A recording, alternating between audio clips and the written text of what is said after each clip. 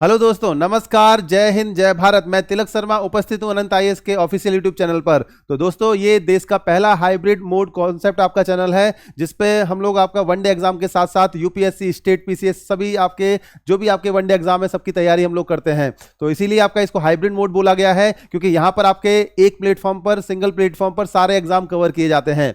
तो यहाँ पर हम लोग आपका कवच सीरीज जो भी आपका चल रही है, इसमें हम लोग नेक्स्ट रीजनिंग के प्रैक्टिस सेट को डिस्कस करने वाले हैं। आज का जो प्रैक्टिस सेट है, इसमें भी आपके 20 क्वेश्चन आपके डिस्कस किए जाएंगे, जो कि आरआरबी, एनटीपीसी को लेकर, जो आपका स्टेज 1 है उसको लेकर काफी ज्यादा इंपॉर्टेंट होने वाले हैं। तो इस वीडियो को आप लास्ट तक जरूर देखेंगे, और अगर लास्ट तक आपका जो भी क्वेश्चन आपको कराए जाएंगे उनको आप ज्यादा से ज्यादा प्रैक्टिस करेंगे, ताकि आपका रीजनिंग में कोई क्वेश्चन गलत ना हो। तो दोस्तों, हमारी कोशिश यही है कि आपका क्यूए हो, एलआर हो, जीएस हो, आपका एनटीपीसी में कोई भी क्वेश्चन आपका गलत नहीं होना चाहिए, ताकि आप जो भी आप तैयारी कर रहे हो उसमें आप एक सीट आप अपनी क्लियर करो। तो चलते हैं आज के पहले क्वेश्चन की तरफ। पहला क्वेश्चन आपका जो दे रखा है, ये नंबर एनालॉजी को लेकर है। यहां पर 32 को हमें किससे रिलेट करना है? आपका 13 से। तो 32 को हमें रिलेट करना है आपका 13 से, और उसी बेसिस पे आपको बताना है कि कौन सा ऑप्शन ऐसा है जो कि आपका सेम रिलेशन को शो करेगा। तो यहां पर 32 को अगर हम 13 से रिलेट करेंगे, तो यहां आप देखोगे कि multiply, divide, addition, subtraction, square, cube से आपका ये रिलेट नहीं हो पाएगा। कैसे रिलेट करोगे? तो यहां पर आप 3 का स्क्वायर करते हो 9 आएगा, और 2 का स्क्वायर करोगे तो कितना आएगा आपका 4। तो 9 और 4 का सम कितना आ जाता है आपका 13। तो 32 को 13 से रिलेट करने का आपका केवल एकमात्र यही तरीका है, और इसी बेसिस पे आपको देखना है कि कौन सा विकल्प ऐसा है जो कि इस कॉन्सेप्ट को या फिर इस लॉजिक को फॉलो कर रहा है। तो यहां पर अगर हम डी ऑप्शन पे जाएं और डी ऑप्शन में हम देखें, तो यहां 47 है, और आगे क्या दे रखा है आपका 65। तो यहां पर 4 का स्क्वायर 16 और 7 का स्क्वायर 49, दोनों को सम करेंगे तो आपको क्या मिल जाएगा 65। तो डी ऑप्शन ऐसा है जो कि इस लॉजिक को फॉलो करेगा। चलते हैं इसके नेक्स्ट क्वेश्चन की तरफ। अगले क्वेश्चन में आपको दे रखा है बटुआ, रुपए, पेन ड्राइव, क्वेश्चन मार्क। तो यहां पर जो बटुआ है उसमें आपका क्या रहते हैं? रुपए रहते हैं। उसके अंदर क्या आपका एग्जिस्ट करता है? रुपए, आपके रुपीज एग्जिस्ट करते हैं। ऐसे ही पेन ड्राइव के अंदर क्या एग्जिस्ट करेगा? तो यहां पर पेन ड्राइव के रेस्पेक्ट में क्या एग्जिस्ट करता है? डेटा। तो यहां पर पेन ड्राइव में हम लोग क्या आपका लेकर जाते हैं? डेटा को लेकर जाते हैं। इसके बाद नेक्स्ट क्वेश्चन है, ये आपका कोडिंग डिकोडिंग को लेकर है, अल्फाबेट या आपका नंबर कोडिंग डिकोडिंग।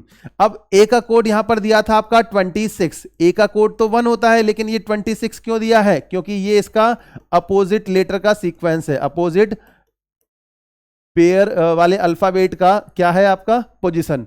इसी तरह एच का कोड दे रखा है आपको क्या? 19। एच का कोड क्या दिया है? 19, जबकि एच का कोड क्या होता है? 8। तो 8 आपका 8 की जगह 19 कब लिखा जाएगा? जब हम एच के अपोजिट पेयर अल्फाबेट की पोजीशन को हम लिखते हैं। अब इसी बेसिस पे आपको लिखना है फैशन। फैशन का कोड क्या होगा? तो यहां पर FASHION। अब फैशन में आप देखोगे ये 6, 1, 19, 8, 9, 15 और ये 14।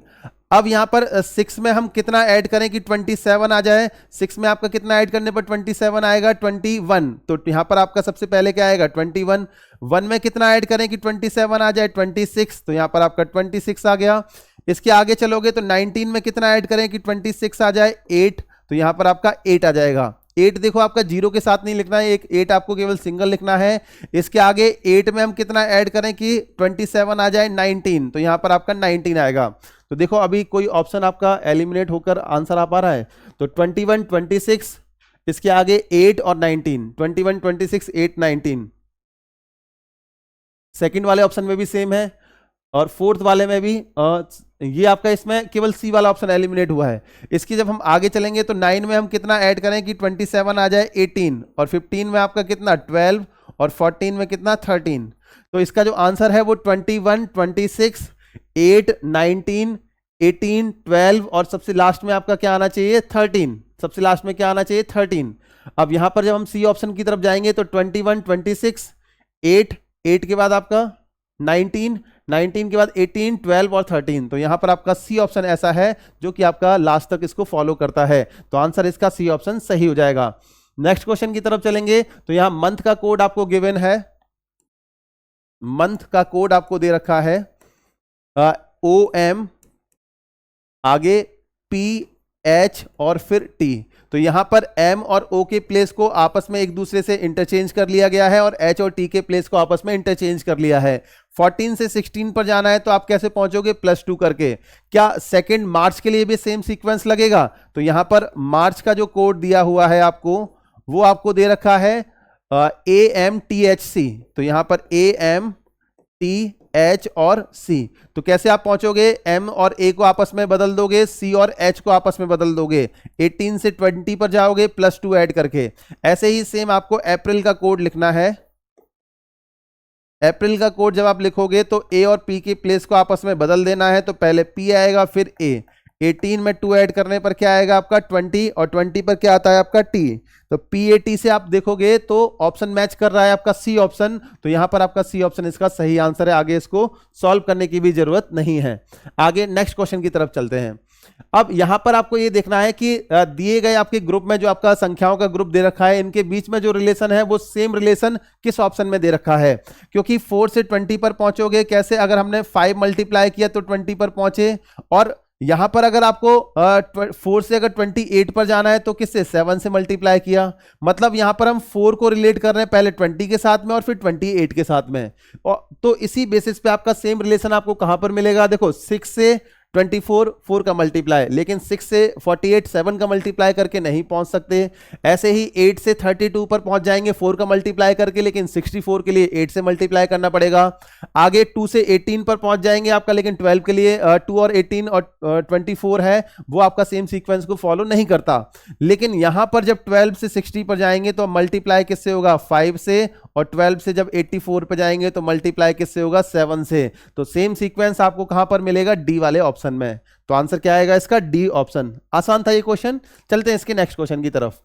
अब इसमें हमें यह बताना है कि 4 जो आपके युग्म दे रखे हैं संख्याओं के, इनमें से कौन सा युग्म ऐसा है जो कि आपका बचे हुए 3 युग्मों से डिफरेंट है, असंगत है।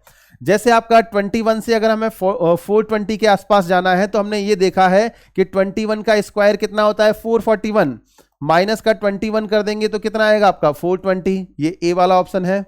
ऐसे ही बी वाले ऑप्शन की तरफ जाएंगे तो यहां पर 15 का स्क्वायर आपका कितना आएगा, 15 का स्क्वायर 225 में से अगर हम माइनस करेंगे कितना, ये आपका कितना होगा 208 लाना है, तो आपका 17 यहां पर माइनस करने पर आपको 208 मिलेगा। तो यहां पर आपका क्या आपको मिल रहा है 208। थर्ड वाले ऑप्शन में जाओगे तो 17 का स्क्वायर 289 माइनस का 17 करोगे तो आपका कितना आएगा 272। इसी तरह से आपका डी वाले ऑप्शन में 25 का स्क्वायर 625 और -25 करोगे तब आपको क्या मिलेगा 600।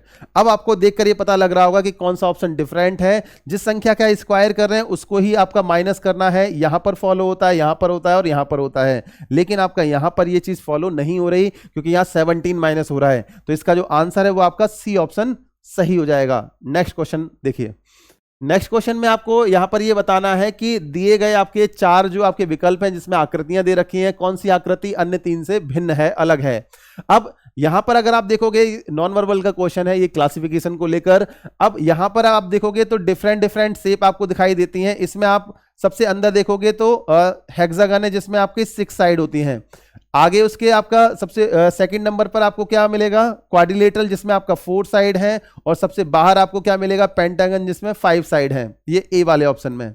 इसी तरह से बी वाले ऑप्शन में जब आप जाओगे तो यहां पर आपको सबसे अंदर ट्राइंगल यानी कि 3 साइड, क्वाड्रिलेटरल 4 और सबसे बाहर आपका पेंटागन 5 साइड।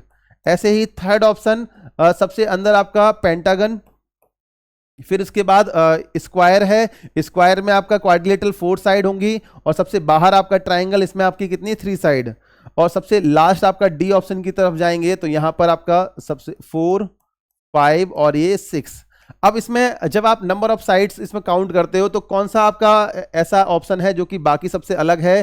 तो यहां पर 3 4 5 ये एक सीक्वेंस को फॉलो कर रहा है, 5 4 3 ये डिक्रीजिंग ऑर्डर को फॉलो कर रहा है, 4 5 6 ये भी आपका एक सीक्वेंस को फॉलो करता है। लेकिन यहां पर आपका 4 6 4 5 ये आपका एक सीक्वेंस नहीं दे रखा, ये आपका आगे पीछे नंबर कर रखे हैं जो कि आपका सबसे अलग होगा। तो आंसर क्या आएगा इसका, ए ऑप्शन। तो आसान क्वेश्चन था, ए ऑप्शन इसका क्या है सही आंसर। इसके बाद नेक्स्ट क्वेश्चन पे हम लोग चलेंगे। तो ये आपका क्वेश्चन जो है क्लासिफिकेशन को लेकर है, वर्ड क्लासिफिकेशन को लेकर। यहां पर हमें कुछ पार्ट्स दे रखे हैं, आईज की साइड पार्ट है ये पीपल, कॉकलिया, कार्निया और आइरिस। इसमें हमें ये बताना है कि कौन सा वर्ड ऐसा है जो कि डिफरेंट है। तो यहां पर प्यूपिल, कॉर्निया और आइरिस ये आपके किसके पार्ट हैं? आईज के। लेकिन आपका जो कॉकलिया है ये आपका किसका? ईयर का पार्ट है, जो कि आपका बाकी सबसे अलग है। तो इसका जो आंसर आएगा वो ए ऑप्शन सही हो जाएगा। नेक्स्ट क्वेश्चन की तरफ चलेंगे तो यहां पर क्वेश्चन मार्क के जगह आपका कौन सा नंबर आएगा ये हमें बताना था, क्योंकि यहां पर आप देखोगे 22 से 23, चलो 1 ऐड करके पहुंच जाएंगे।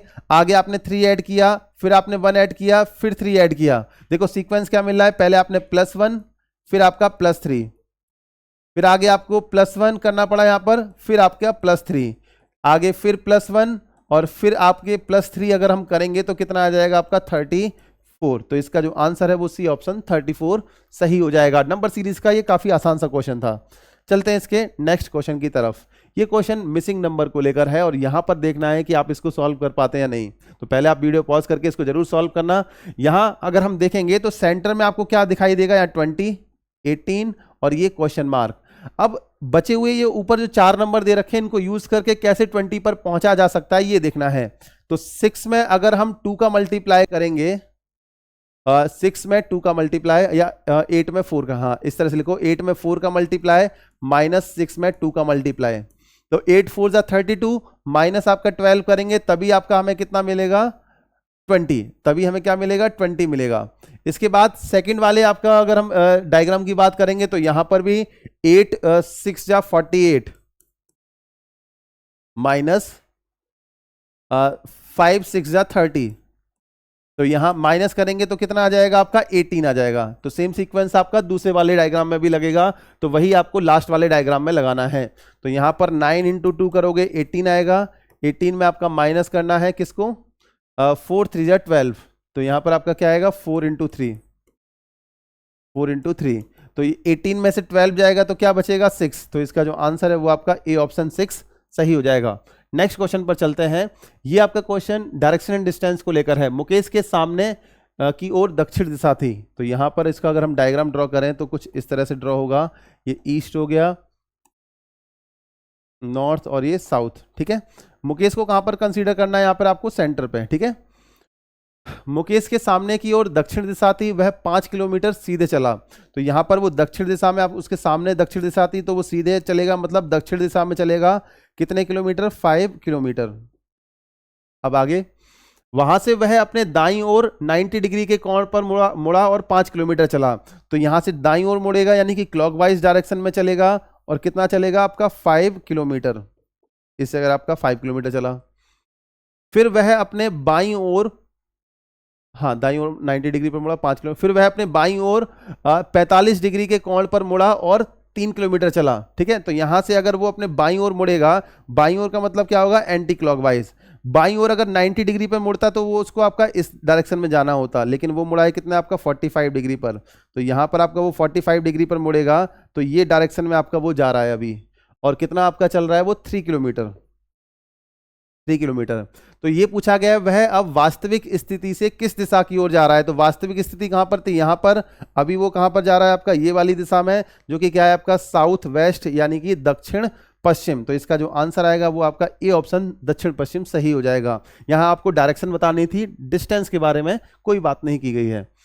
इसके नेक्स्ट क्वेश्चन पे आप चलेंगे तो यहां पर ये क्वेश्चन बड़े ही आपके ऐसे क्वेश्चन हैं जो आपके सडन क्लिक कर जाते हैं तो आपके सही हो जाएंगे, अदरवाइज आपका इनमें आपका अटक जाओगे तो बहुत टाइम लग जाता है।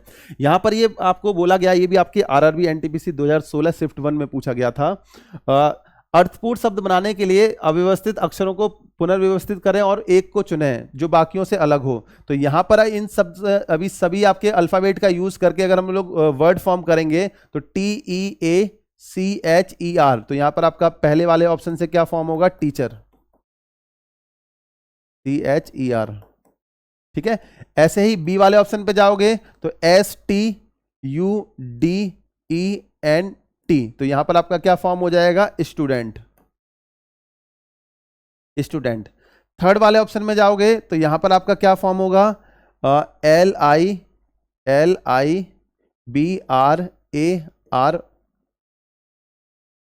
हाँ बाई, ठीक है। तो यहां पर क्या फॉर्म होगा, लाइब्रेरी, LIBRARY,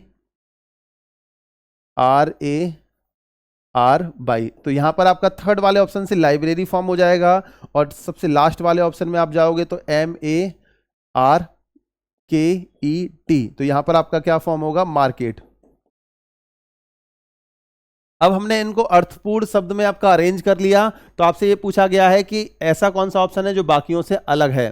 तो टीचर, स्टूडेंट और लाइब्रेरी ये आपका एजुकेशन फील्ड से जुड़े हुए हैं, लेकिन मार्केट क्या है आपका, ये सबसे डिफरेंट है, सबसे अलग है। तो आंसर जो आएगा इसका आपका क्या आएगा, डी ऑप्शन। तो डी ऑप्शन इसका क्या है, सही आंसर।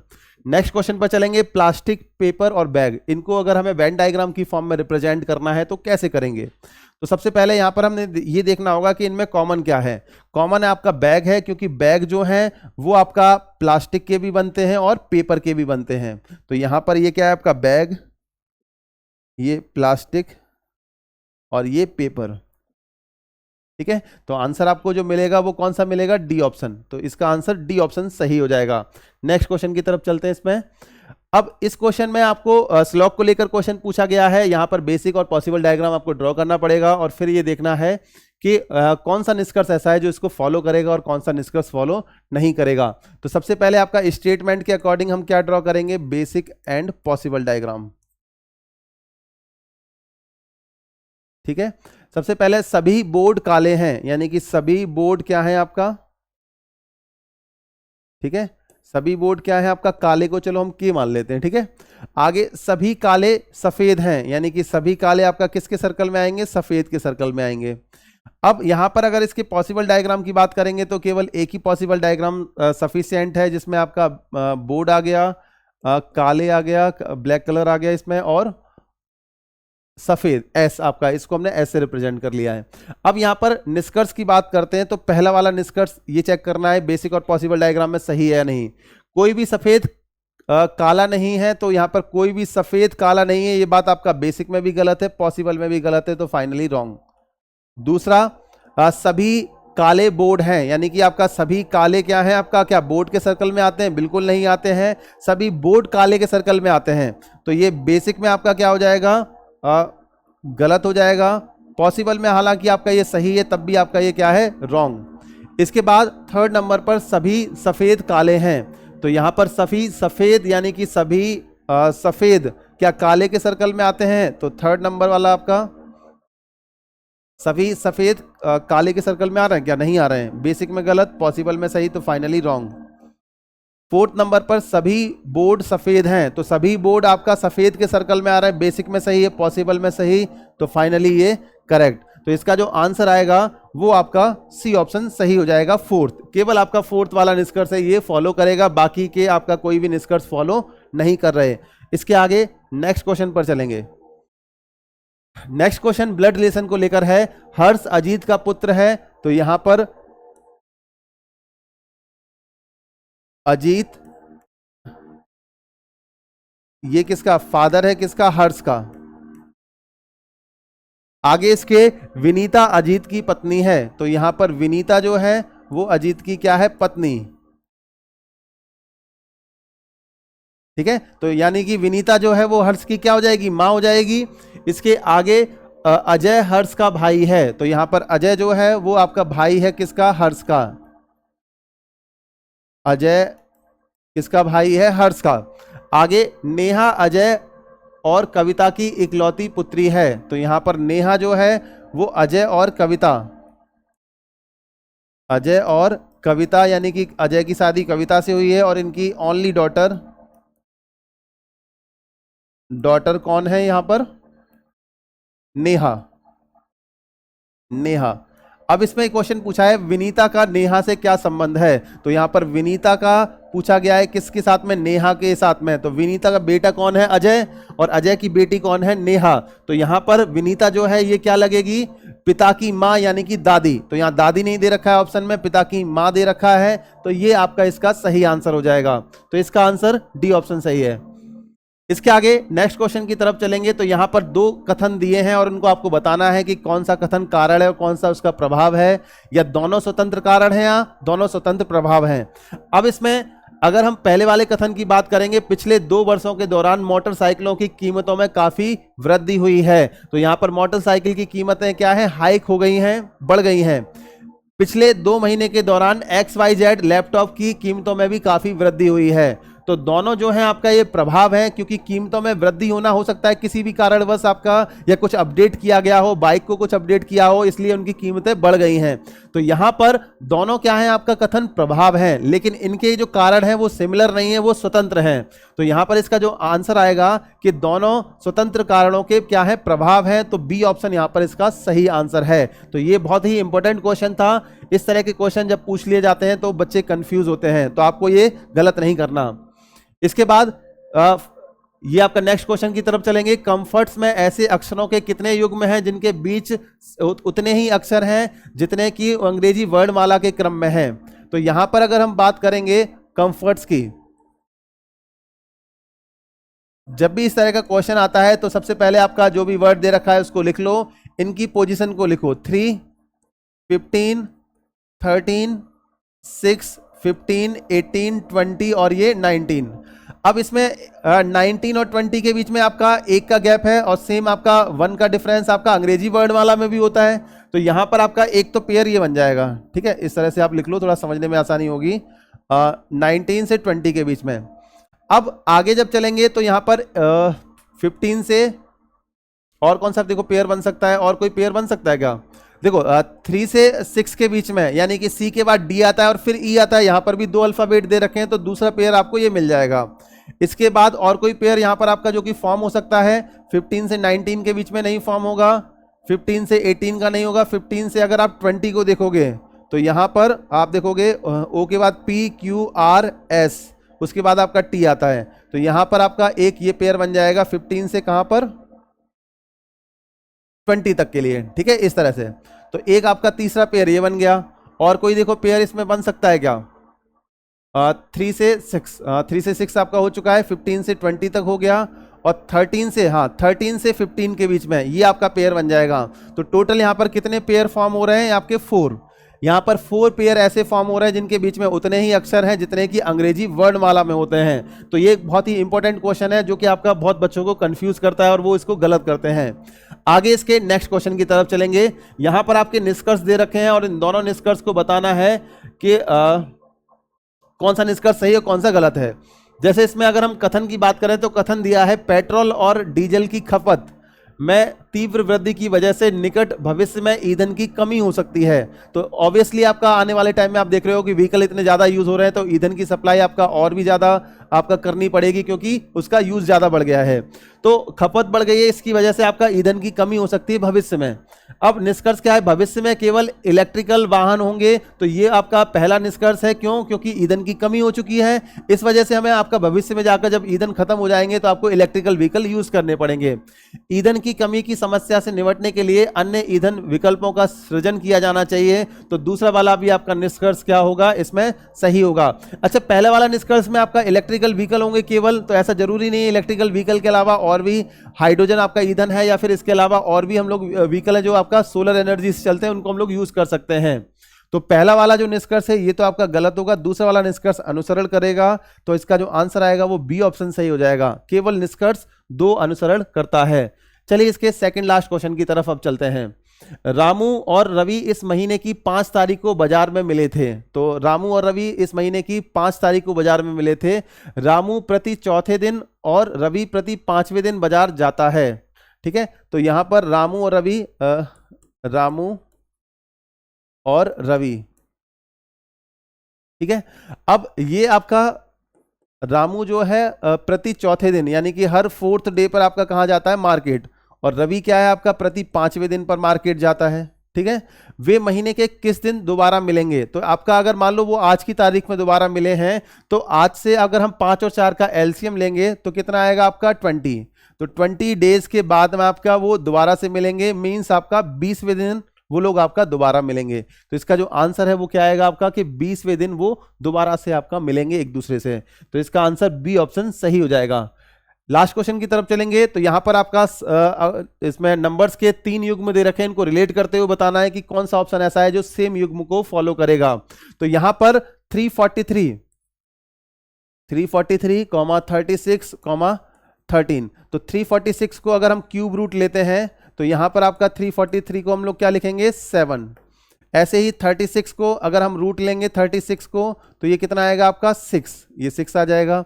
और 7 6 का सम करेंगे तो कितना आएगा 13। मतलब इस युग्म को हम कैसे रिलेट कर सकते हैं, पहले आपको क्यूब रूट लेना है, 36 का स्क्वायर रूट लेना है, दोनों को ऐड कर देना, जो भी नंबर आएंगे तो आपको सम मिल जाएगा 13 यानी कि थर्ड नंबर। ऐसे ही 64, 16 और 8 को रिलेट करेंगे। 64 का क्यूब रूट लेंगे 4, 16 का स्क्वायर रूट लेंगे तो भी आपका 4, दोनों का सम कितना आ गया 8। आगे चलेंगे तो 27, 25 और 8।